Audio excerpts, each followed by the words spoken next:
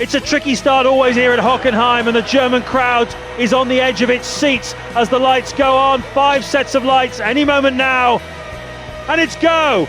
But going down towards this tight hairpin, and he just dove it through the middle of the Toyotas and Arrows, and the battle between Ralf Schumacher and David Coulthard, and Ralf Schumacher has won out on that.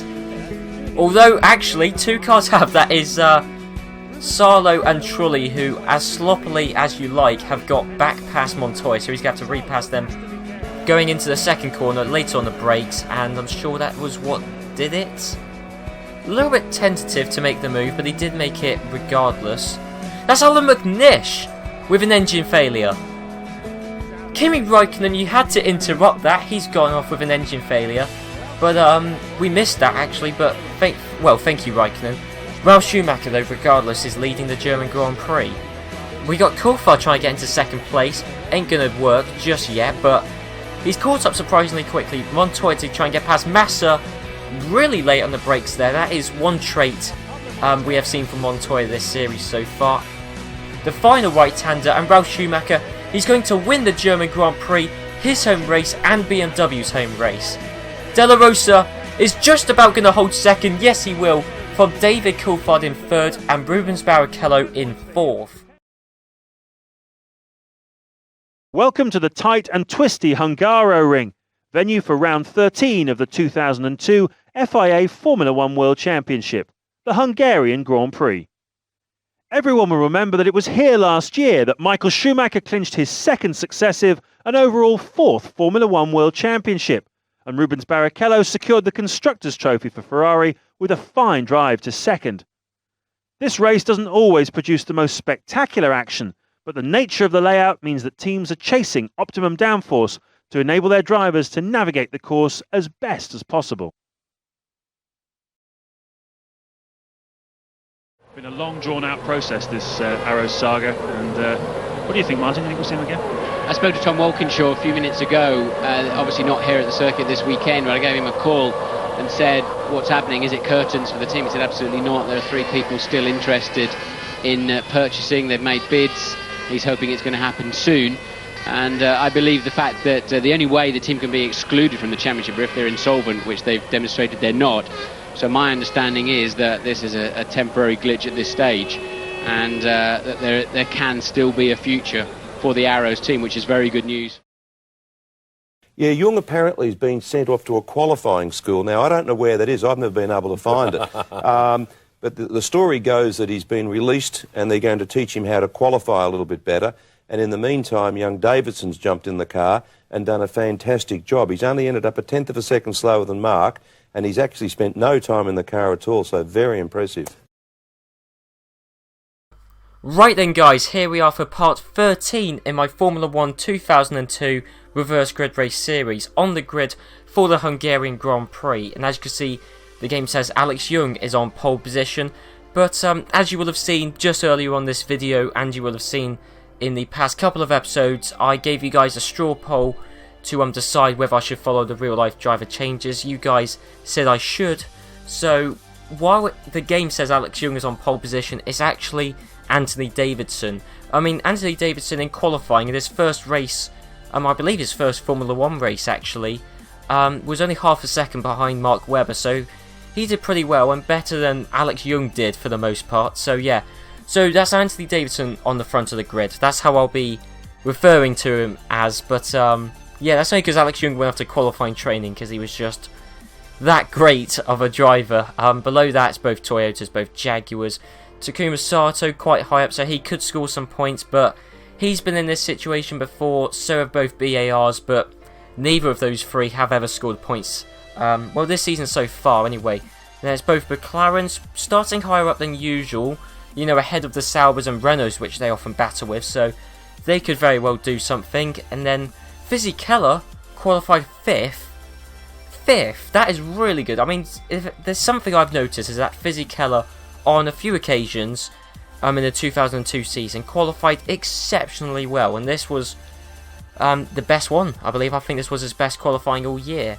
Then there's both Williams, both Ferraris, and as you can see at the back, both Arrows, because again, the other straw poll I gave you guys was if a team doesn't race, where should I stick them, either at the front of the grid or at the back? And you guys said, well, if they don't race, sod 'em, they should start at the back. So yeah, both arrows are at the back. As you will have seen, Martin Brundle was hopeful that that arrows would come back, and no, they never did. Despite his hopes, despite Tom Walkinshaw's hopes, no, arrows never returned. The last Grand Prix was their last ever one. The closest arrows ever got to coming back was Super Hungary in 2006, because that was an old Arrow chassis. Actually, this exact Arrow chassis from this car. But yeah, anyway, enough of that. One other thing I should say is Ferrari could mathematically win the Constructors' Championship at this Grand Prix. They would basically need a double podium and Jaguar and Williams to not score many, if any, points at all. But Ferrari could feasibly win the Constructors' Championship at this Grand Prix. So yeah, let's just head on to the grid for the Hungarian Grand Prix. It's Sunday afternoon and you join us for round 13 of the 2002 FIA Formula 1 World Championship, the Hungarian Grand Prix. Ferrari enjoyed a momentous race here last year, securing both the Drivers' Championship with Michael Schumacher's record-equalling 51st total career win and the third consecutive Constructors' Championship with Rubens Barrichello's second place. It was also the third Ferrari 1-2 of the season. David Coulthard made the final step of the podium in third place for McLaren Mercedes, and Ralf Schumacher finished fourth for Williams BMW. Mika Häkkinen scored 2 points, finishing fifth, and Sauber Petronas' Nick Heidfeld secured the final point of the race in sixth.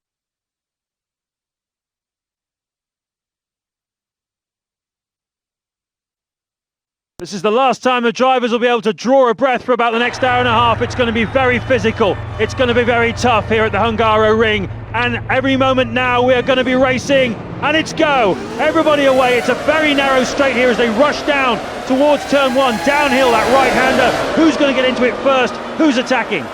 Well, thank you, James Allen. And to answer your question, Mark Webber will get into it first. Mika Salo has taken second from Anthony Davidson, who has dropped back a long way. Kimi Räikkönen already up into third. Once again, just like in France, let's investigate how... Well, in France it was Michael Schumacher who went from 18th to 6th in a few corners. This time Kimi Räikkönen has gone from 10th to 3rd in... well, within 2 corners? I mean, one interesting thing to note is that both Minardis got off to a very slow start and basically stopped everyone from moving, apart from Kimi Räikkönen, who just moved into the middle, got down the inside of basically everyone. Well, I mean, Anthony Davidson and, I don't know, I think there was a Toyota he got down the inside of, probably Alan McNish? I've forgotten which Toyota is currently in second. I think it's Salo that's up there. Yes, it is. So Salo is now coming under threat from his fellow countryman Kimi Räikkönen and a Jaguar, and Kimi Räikkönen already is in second place. This is the raciest we've ever seen McLaren, apart from the fact he's just been overtaken by both Jaguars. So, as it stands, Webber is pulling away from everyone else, showing his teammate how it's done. Mika Salo is second, Eddie Irvine third, but then we got Della Rosa is currently in fifth because he's just been overtaken by Jacques Villeneuve. This is the raciest BAR have ever been all series. Then it's Jenson Button who's in fifth, but I mean, who knows? There's also a McLaren now, I believe that's still Kimi Räikkönen. Ralf Schumacher is hanging around. We've also got the other Jaguar, both Ferraris I can just see off in the distance. David Coulthard has just not fared as well as his teammates. So as it stands, we've got a BAR trying to go down the inside of Ralf Schumacher. That ain't going to work because going down even this relatively short start finish straight. Well, actually, well, it's not too short, but yeah, he won't be able to make the move. We've got Ralf Schumacher all up behind the McLaren. Kimi Räikkönen going to try and go around the outside of that Jaguar, but he's been swamped by the BMW Williams, or the Williams BMW. So currently, Webber is still leading it. Salo is still in second. Irvine is in third. I don't really know how. Make that fifth, because Ralf Schumacher's got by. Kimi Räikkönen is in second. I think he might well be the first person to pass Mark Webber this entire race. So Webber still leading it. I mean, I know this is a track that is difficult to overtake at, but that didn't stop him dropping back instantly at Monaco, and that track's got the same traits. Ralf Schumacher third. Button has somehow emerged in fourth. And that's Montoya 5th, Barrichello, although the positions are changing all the time. Ralf Schumacher has moved into the lead of the Grand Prix, and Kimi Raikkonen is up into 2nd place, and Button is now in 3rd. So basically, right now, it's a mixture of all the big teams and Webber. It actually is, though it genuinely actually is. So Raikkonen was in 2nd, and somehow he lost the place to Ralf Schumacher, and then Ralf Schumacher just took his opportunity to get past Webber. He didn't dilly-dally about it. So Raikkonen thought about making the move, compromised with his run into the next corner, and yeah, he was just kind of... Webber spent more time blocking off Raikkonen than he did Ralf Schumacher, and there you go, that's how it was done. So yeah, Webber is now... He's in all sorts of trouble right now. He's got all of the top teams around him, so he's in a pretty unenviable position right now. Webber, he's got no speed down the straight. So it's Barrichello in 5th. I think Webber's holding up Michael Schumacher. He's let Coulthard through. So Michael Schumacher is actually the last driver in any of the top teams to get through. He actually is. Ralf Schumacher's leading, Raikkonen 2nd, Montoya 3rd, Barrichello 4th, Button 5th, Coulthard 6th. And now Michael Schumacher is behind all of the other top teams. All of the other top team drivers. Wow. Well, there you go. That was a really exciting start to this Grand Prix. I think that's going to kind of die down soon. Barrichello up into 3rd place, having got past Kimi Raikkonen.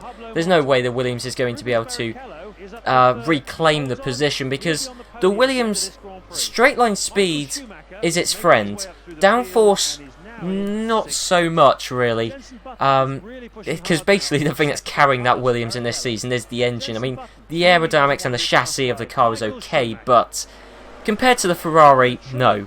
So right now, Michael Schumacher is in 6th. He got past Coulthard. He's going to try and get past the Renault of Jenson Button. This should be relatively easy.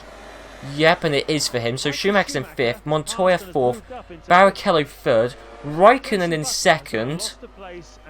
I think that's basically the highest a McLaren has ever been this series. And Ralf Schumacher should take a comfortable lead. And the weird thing is in this game is that, just like in Monaco... Hang on, what is that? Is that a Ferrari engine blow up? That is, wow! The Ferraris are not bulletproof after all. Schumacher is on an absolute flyer through Sector 2. Well, thank you, Martin Brundle, for that. Just focus on Schumacher and completely ignore the fact that a Ferrari has broken down. Oh, and Takuma Sato, add that one to the list. I know there's a commenter, I believe it's Mad Dog 40. Add that one to the list. I believe that's his 7th retirement all year for Takuma Sato. That's about a retirement rate of, I think at the moment, just over 50%. So... yeah, less than ideal. Ralf Schumacher leading, Kimi Raikkonen 2nd, Montoya 3rd, Michael Schumacher in 4th, Jenson Button 5th, and Coulthard in 6th. So Coulthard's now back in the points. Mika Salo just waiting for someone else to retire, and he might get a point. Because I believe Mika Salo scored 3 points all year. Jenson Button has now lost 5th place because his engine has gone as well. And one thing I've only just noticed, Jenson Button has got a nice helmet design in 2002. I like that a lot. And goes well with the cars. Goes well with the car's colours as well. And Anthony Davidson has passed Mark Webber. Okay, don't quite know how and when that happened, but it did. But anyway, I will finally get this point out. Mika Salo's now in a points position. What I've been trying to say for the past couple of laps is that the tracks which are traditionally the most difficult to overtake at are the ones where the back markers or the top teams move to the front the quickest. It's happened here and it happened in Monaco as well, so who knows, maybe at Monza, maybe Minardi might win, because seemingly the tracks where it's difficult to overtake at is easy in this game, so one would assume it's vice versa for the tracks like Monza, but I don't think that will be the case.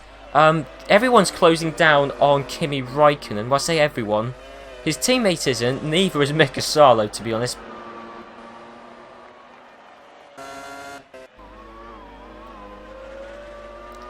Hang on, what's this? Michael Schumacher getting the switch back on Montoya.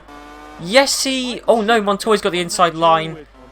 But I think Michael Schumacher is now ahead of Montoya. Yes, he is.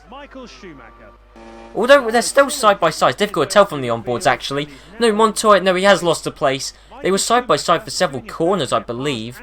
I made the mistake of going on the onboards, but there you go. So now, the running order is Ralf Schumacher, Kimi Räikkönen, Michael Schumacher, Montoya, Coulthard, Trulli, and Mika Salo, because when I wasn't looking, Mika Salo has now lost the last points place to Jarno Trulli. I thought it was going to be Massa. That's what confused me, is last time I saw Massa was behind Mika Salo.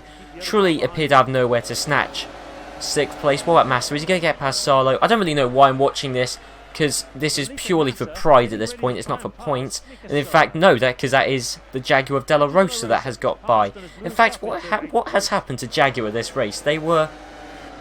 I don't know, it was just... To be honest, this race at the start, it was manic, really. I mean, we had both McLarens making their way through, so did Ralf Schumacher. I think it was a case of... whoever was most aggressive made their way through to the front, and clearly both Jaguar drivers weren't aggressive. But anyway, Ralf Schumacher coming around the last corner to win the 2002 Hungarian Grand Prix. And I think that's his 2nd race win in a row now, actually. Yes, it is. Kimi Räikkönen will take 2nd, the best finish for McLaren so far this season, and Michael Schumacher has taken 3rd. Montoya in 4th, David Coulthard 5th, and Jarno Trulli will take 6th. I'm trying to think, Ralf Schumacher... Oh, a run to the line between Salo and Massa, but Salo has just won out. I'm trying to think... Ralf Schumacher, he won the last race... And the race before that was at France, and that's the one he probably should have won, but then his engine blew up. So Ralf Schumacher's really had a decent run of form recently. So there you go, that was the Hungarian Grand Prix, and another Grand Prix where the top teams moved towards the front much quicker than I had anticipated. It happened in Monaco. I mean, it didn't happen that quickly in Monaco, God no, but it did happen really quickly in Monaco, much quicker again than I anticipated. Rubens Barrichello had an engine failure. Now, we know in 2002 Ferrari rarely had mechanical failures, but when they did, it was always on Barrichello's car, so this game proving that once again, in some weird way, it is accurate to the real life season. I would not call this game Spectator mode accurate, God no, but it does have some accurate points, and that is certainly one of them, is Barrichello's bad luck. So on to the Drivers' Championship standings, and Michael Schumacher is still leading the Drivers' Championship, of course, on 72 points. He's only, well, I say only, he's 19 points ahead of his teammate. That is recoverable mathematically by Barrichello. There's 4 races left to go, so Michael Schumacher could lose the Drivers' Championship. It ain't gonna happen, but he could mathematically do it. To be honest, potentially anyone down to his brother could take the Drivers' Championship off of him. And speaking of his brother, Ralf Schumacher, he actually overtook Eddie Irvine in the Drivers' Championship standings. Ralf Schumacher was nowhere near the top at the start of the season. He's now caught up significantly, so I would say on raw pace the only person who could beat Michael Schumacher is Ralf Schumacher. There's no way he'll beat him in the Drivers' Championship. So on to the Constructors' Championship standings, and Ferrari have not won the Constructors' Championship at this Grand Prix. Ferrari have got a 46 point gap with only 64 points that a team could potentially pick up between now and the end of the season. Of course, we know Ferrari can't lose the Constructors' standings. I mean, if their lack of reliability gets worse in the subsequent races, it's possible, but still extremely unlikely. Below that, McLaren's increase in pace recently has translated into them definitively moving ahead of Renault in the Constructors' Championship standings. So anyway guys, I hope you enjoyed this episode. Be sure to leave a like, comment, and next time it's the Belgian Grand Prix. Now, I believe I've done 35 reverse grid race videos on my channel. 35, the next one will be the 36th. And in 36 reverse grid race videos, this will be the first one at Spa, believe it or not. One of the classic Formula 1 tracks, and it's taken me 36 videos before I finally got to it. So I'll see you then.